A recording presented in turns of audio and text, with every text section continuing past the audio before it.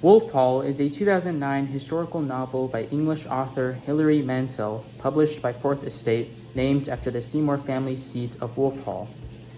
Set in the period from 1500 to 1535, Wolf Hall is a fictionalized yet sympathetic portrayal of Thomas Cromwell's swift ascent within the court of King Henry VIII, culminating in the death of Sir Thomas More. Okay, so I've finished this book, Wolf Hall. And I have to say, it was an excellent read. Wolf Hall was the same, or I purchased Wolf Hall from the same bookstore in New York that I purchased Demon Copperhead, which I already uploaded a review for.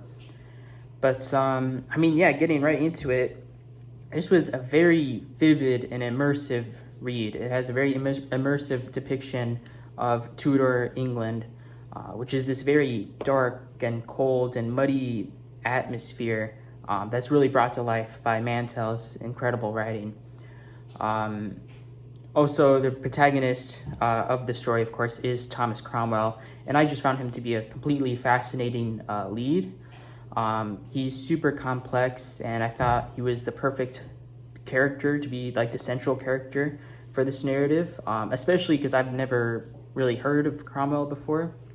He's not necessarily a book, or I guess a character that, a historical figure that you like deeply assess on during your history classes.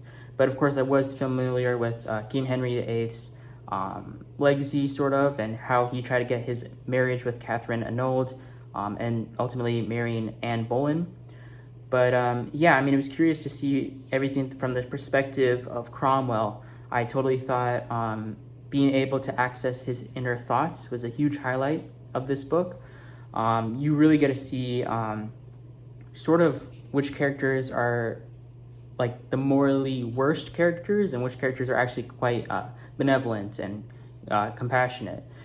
So, for example, Anne Boleyn, as she's portrayed in this book, and of course, I don't know if like it's historically accurate, but she's portrayed as like a pretty uptight, impatient woman.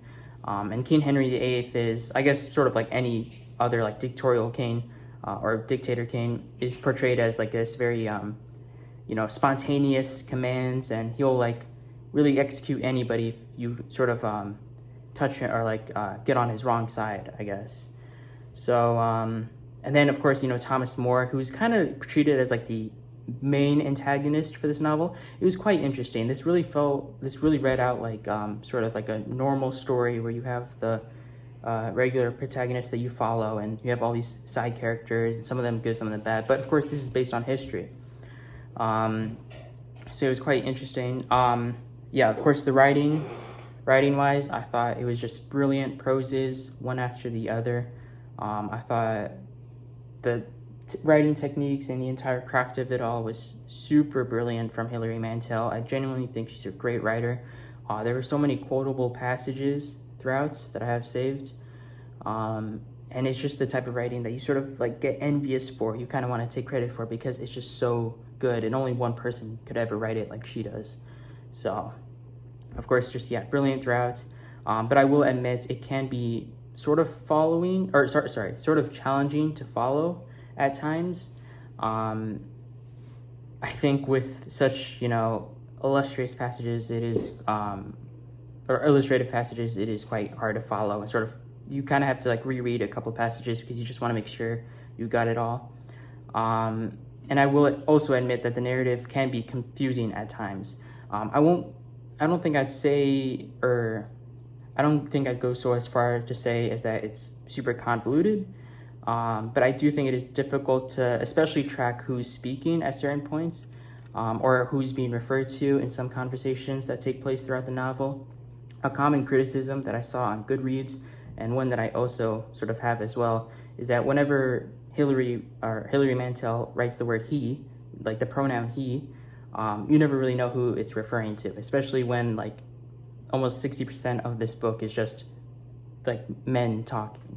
So you never know if he's referring to Cromwell or if it's like referring to Henry VIII or like, Cardinal Wolsey, like whoever. So I thought that it could have been a bit challenging for sure.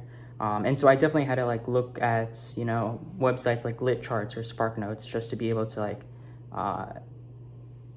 sort of gather what I've learned so far from when reading this book. I had to sort of like review the summaries of each chapter just so I was following on the right page, which is something you don't really necessarily want to do for every single book that you read, of course.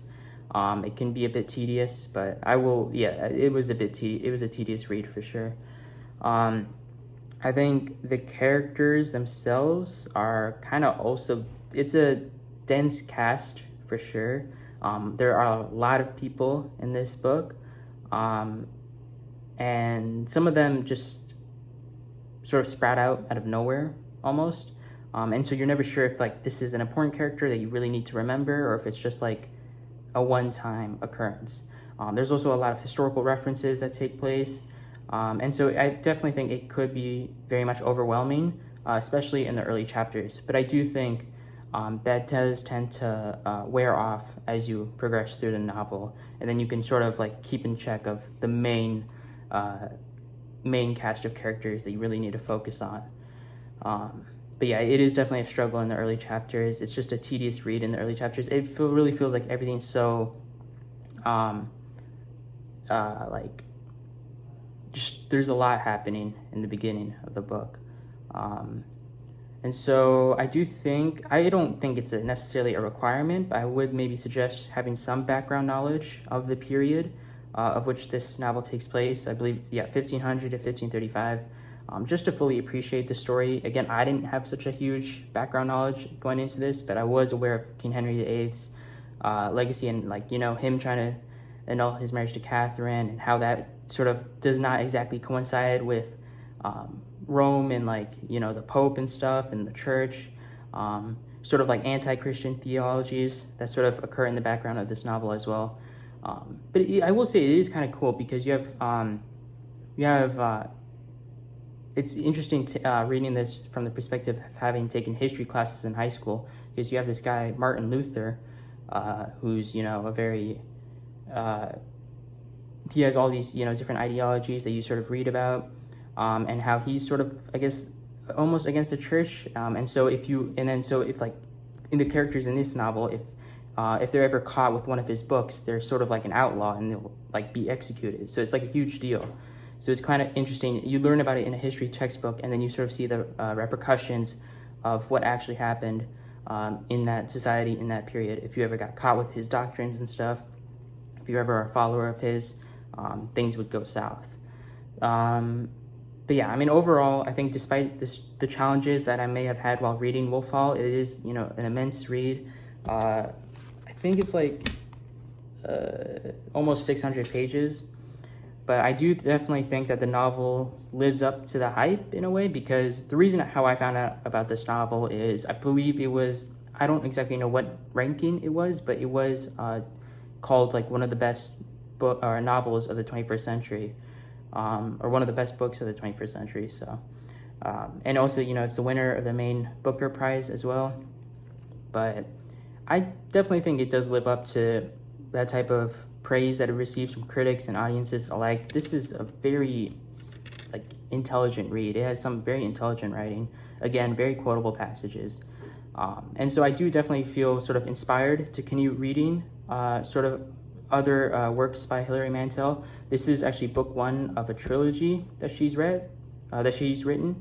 So it says book one of the Wolf Hall trilogy. So I don't know, maybe I'll continue reading. I'm not exactly sure. Again, it is a very tedious read, but I think it was definitely worth it at the end. I'm going to give Wolf Hall an 8 out of 10. I really enjoyed reading this. I would also highly suggest it to anybody else who wants to learn more about, history, or just wants to, sort of familiarize themselves with what, really experienced writing looks like. I think this is an excellent book. But yeah, that's pretty much it. Hope you enjoyed. See ya.